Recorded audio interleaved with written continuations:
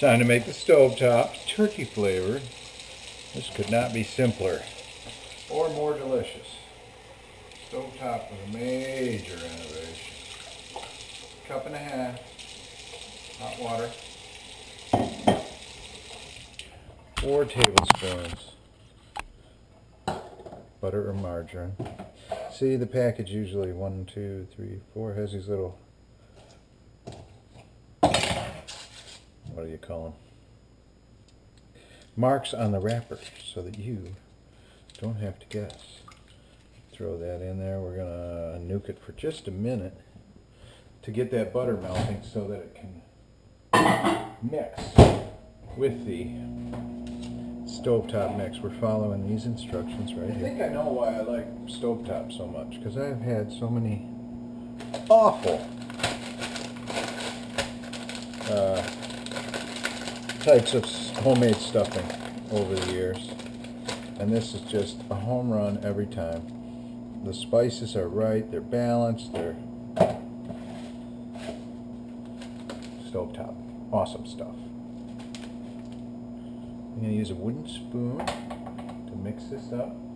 If you'll read the instructions, you will see that the microwave version of this is 1.5 cups hot water, 4 tablespoons butter or margarine, and then you just dump all these breadcrumbs in with it.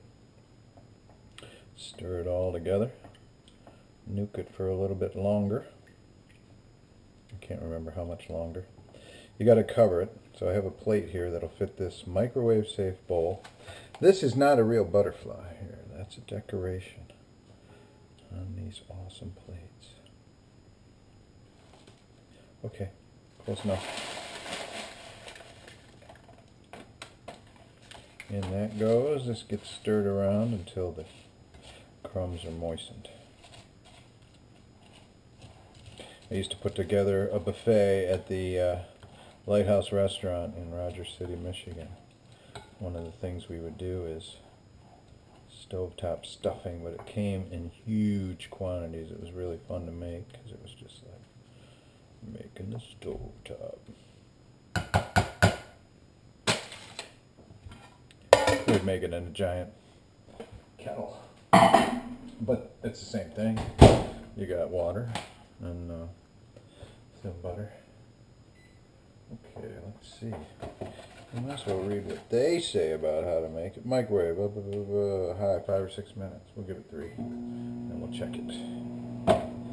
And then we'll fluff it with a fork. And when they say fluff it with a fork, this is what they mean. They don't want it to be all gluey.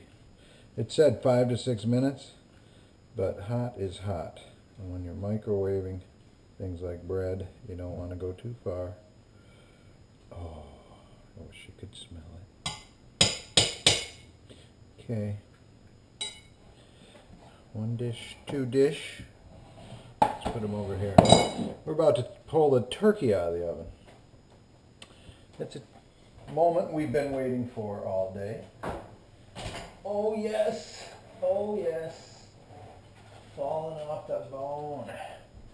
Moist, juicy, brown. See how our shield worked? Oh.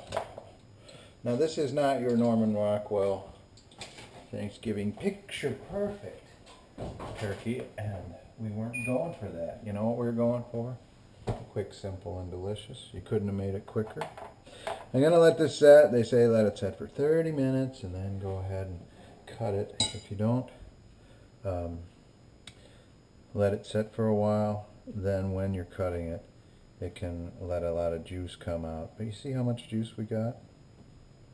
So I don't know if that's a real factor. And if you have guests and they're all thinking, when are we going to eat? Especially if they're doing like, you know, halftime. It's halftime, we got to eat, we got to eat. Okay, so you might have to move the turkey forward or back. Don't serve undercooked turkey, of course. But you got to pull the thing out of the oven. Everybody's starving and they're in a hurry to eat. We're going to transfer this right onto the cutting board, and then we're going to go right into our lesson on how to carve a turkey.